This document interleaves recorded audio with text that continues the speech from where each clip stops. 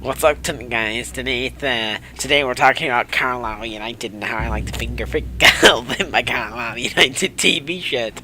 You can see right next to me in my Ipswich Town poster in the background, I'm wearing my Carlisle United shirt.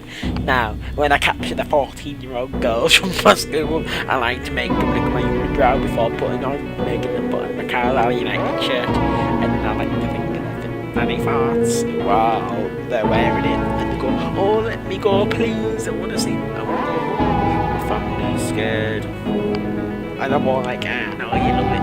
Because you're such a fucking. You love getting fingered when you're wearing this toy.